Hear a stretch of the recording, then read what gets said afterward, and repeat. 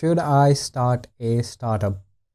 Your question, it typically comes around when somebody lands on an idea which they think is startup worthy. अनि आफ्नै capabilities आफ्नै एबिलिटिजलाई doubt गर्न सुरु गर्छ कि okay can I actually run this startup or actually execute this startup in a way कि it realises its vision भन्ने हिसाबले. सो यो क्वेसन आफूलाई सोद्धाखेरि it's always a conflicting question and there are different variables you have to look for. तर यो question अब बाहिर सोद्धाखेरि के हुन्छ, सो आस्किङ एक्सटर्नली भन्ने कुरा. If you go and ask a serial entrepreneur or an entrepreneur who has been building a business and you go and ask this question ki, I have an idea, should I start a startup? And even before you say ki this is the idea, their probable reply is, if you can, you should. Kina bhandakheri they think ki or we think ki startup build gardakheri धेरै कुराहरु सिक्न पाइन्छ. And if you can handle the worst outcome, then despite whatever your idea is, you should at least get started on it so that you can have all of those learnings. But as you can immediately notice, this is a very subjective experience backed work or biased answer. So for example, if you go and ask a football player ki mo professional football tira lagum ki nalagum bhanyo ani the same reply will come around, if you can, you should. Similar to any other profession. So त्यही प्रोफेसनमा भएको मान्छेलाई नसोध्ने भए कसलाई चाहिँ सोध्ने त? Whose answers should you seek? यसमा चाहिँ I think it's objective observers. मतलब if there is someone whose day job is to look at that profession which you're trying to get into. So let's say you're trying to get into football भनेपछि who would be an objective observer जसको day जब नै त्यो प्रोफेसनलाई हेर्ने हो अनि भेट गर्ने हो त्यसको एक्चुअल प्लेयर्सहरूलाई भनौँ. सो फुटबलको केसमा टिम कोच होला. टिम कोचको काम के हुन्छ, स्टार्टिङ 11मा को राख्ने, त्यो सबै डिसिजन सबै प्लेयर रिलेटेड डिसिजन बनाउने भएको कारणले गर्दाखेरि टिम कोचले आफ्नो प्लेयर्सहरूलाई अब्जेक्टिभली हेरेर हुन्छ, को फटिक छ, कसले आज के गर्यो भन्ने त्यो सबै इन्फर्मेसन हुन्छ. So if you are trying to get into football and if you go and tell or ask a फुटबलको कोचलाई कि म फुटबल खेलौँ कि नै भन्दै, they can look at your game and they can easily dissect कि यो कुराहरू मिलिरहेको रहेनछ, you need to work on this things. And उनीहरूले इफ दे से कि this is not the right time for you, they may not be right, है, but at least they will give you very objective answers कि किन चाहिँ यो right time होइन for you to do this. अब फुटबलबाट अन्टरप्रेन्योरसिप ल्यान्डमा चाहिँ को चाहिँ अब्जेक्टिभ अब्जर्भर होला त?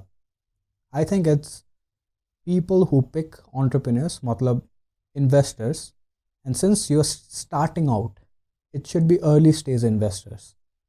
सो एउटा अर्ली स्टेज इन्भेस्टरले के चाहिँ हेर्छ कि they feel that entrepreneur should definitely start a startup, right?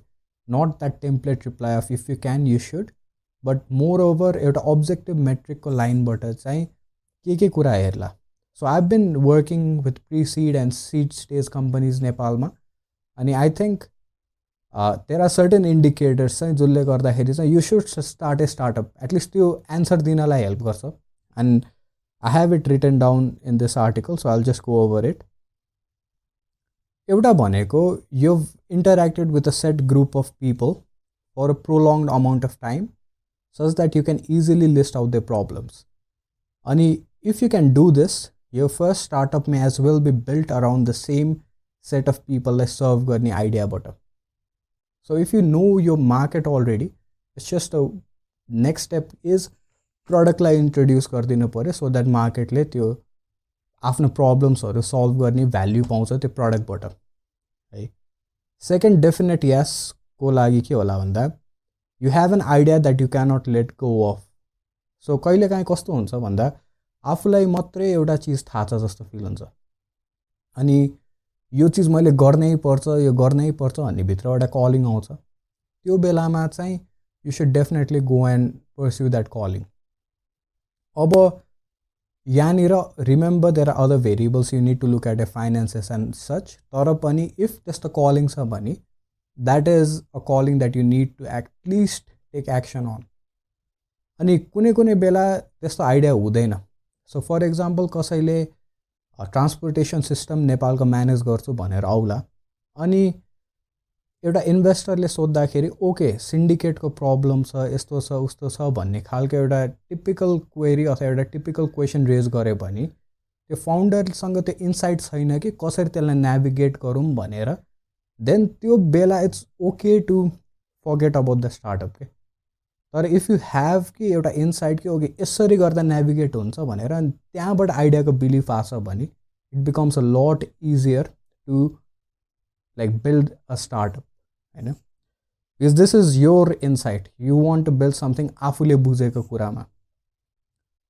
Third is, and I think this is biased, किनकि मैले आफैले नै लाइक फिल गरेको कुरा हो यो, तर you find it unbearable to work any more under other people's management. So यसको मतलब के भन्दाखेरि बिहान उठेर अफिसमा गएर मिटिङमा बसेर डेडलाइन्सहरू यो दिन छ भनेर रिपोर्टिङ गरेर त्यो सबै गर्दा गर्दा यु फिल लिमिटेड भने then it's a good idea कि you need to like venture out of your boundaries, creative boundaries, अनि creatively you need to explore any idea that you have in your mind के, किनकि you have now been suffocated as a creative entrepreneur. So मान्छेहरू जब गर्दा पनि business build गर्न सक्छ। So that is a route you can take right. तर यस्तो खालको टेन्डेन्सी आयो भने कि म्यानेजमेन्टमा बसेर कामै गर्न सके जस्तो भएको छैन भने it's probably a better idea to quit the job itself है।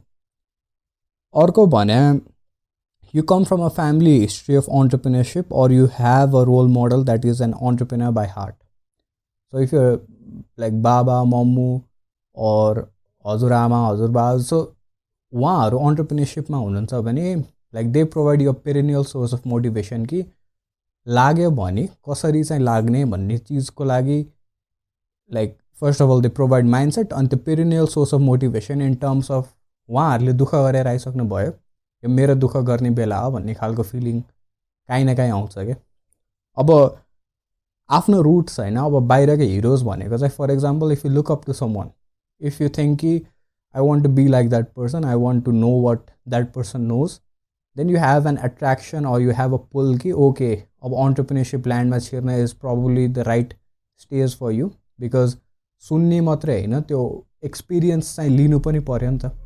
सो त्यो केसमा you should start a startup. Orko bhane, and this is pretty common as an answer, you have displayed resilience in past projects and have come ahead of those situations. So typically whenever you're working on a big project, there will come a time ki you struggle like afle no socheko level ko struggle huncha ke to get the project completed and delivered and to show your work. So tyesto khalko cases cha भने then you have an opportunity to understand कि मसँग resilience रहेछ है। And this is not the same as झ्याउ लागेर project छोड्नु र एक्चुअलमा त्यो रेजिलियन्सले गर्दाखेरि प्रोजेक्ट कम्प्लिट गर्नुमा इट्स कम्प्लिटली डिफ्रेन्ट जस्तो लाग्छ। प्रोजेक्ट बोरिङ एक्साइटिङ फिल नभएर छोड्नु भनेको इज फुलफिलमेन्ट ल्याक भइरहेछ, तर प्रोजेक्ट रेजिलियन्स नभएर छोड्नुको कारण चाहिँ इज आफू त्यो कमिटै गर्न सकिरहेको छैन क्या। एक्साइटमेन्ट भए पनि त्यो एन्ड रिजल्टको लोभ भए पनि कमिट गर्न नसकिरहेको केस हो। सो रेजिलियन्स देखाएको छ भने पहिलाको प्रोजेक्टमा, देन यो स्टार्टअपमा पनि जसो तसो यो इन्डियातिर जुगाड भन्छ, सो यो जुगाड गरेर पनि गर्न सकिन्छ भन्ने कुरामा पुगिन्छ क्या। अब the last point is very counter intuitive. सुरुमा स्टार्ट गर्दाखेरि you are ready to stop honing in on your primary craft and are rather willing to learn new crafts. So मेरो एक्जाम्पल दिँदाखेरि म डेटा साइन्सको प्रोफेसनमा लागेर डेटा साइन्टिस्टको काम गरेर मान्छे, मैले डेटा साइन्सको कन्सल्टिङ कम्पनी खोलौँ भनेर गइरहेको छु भने टिपिकली मेरो प्राइमरी क्राफ्ट त्यो लुज हुन्छ क्या। किन भन्दाखेरि अब मैले मार्केटिङ पनि सिक्नु पऱ्यो, सेल्स पनि सिक्नु पऱ्यो, अकाउन्टिङ पनि सिक्नु पर्यो, अर्गनाइजेसनल म्यानेजमेन्ट पनि सिक्नु पर्यो। यो सब कुरा सिक्दाखेरि आफ्नो प्राइमरी क्राफ्ट सिक्नुभन्दा पनि त्यो सेकेन्डरी क्राफ्टहरू चाहिँ सिक्नतिर बढी फोकस हुन्छ। सो स्टार्टअप बिल्ड गर्ने क्वेसनमा should I start a startup भन्दाखेरि आफ्नो प्राइमरी क्राफ्ट सिक्न स्टप गरेर अरू सेकेन्डरी क्राफ्टहरूमा फोकस गर्न सकिन्छ भने then you should start a startup है। अब यो सबै कुराहरू are objective metrics, you can pause, self reflect अनि बल्ल स्टार्टअप स्टार्ट गरे हुन्छ। तर if you are in a condition कि, now this is my biased opinion talking, तर if you are in a condition कि यु क्यान स्टार्ट अहिले, then you should start. जति गाह्रो जे जति भए पनि you will come out at the end with a lot of information भन्ने नै कुरा। सो यस्तो अरू videos we putting it on towardsbusiness.com। So it's a newsletter Nepalese स्टार्टअपहरूलाई हेल्प गर्ने, कन्टेन्ट प्रोभाइड गर्ने हिसाबले। सो नेप्लिज अन्टरप्रेन्योरले नै नेप्लिज अरू फेलो अन्टरप्रेन्योर्सलाई के कुरा हेल्प गर्न मिल्छ भने स्टार्ट गरेको न्युज लेटर हो। You can subscribe to it. It's a weekly newsletter, तर I try to write daily. अनि त्यही, if you have any question आजको यो भिडियोको, you can put it in the comment section. तर if you don't, I would suggest कि you subscribe, or you at least subscribe to the newsletter itself, so that अर्को video आउँदाखेरि you get notified. Yes.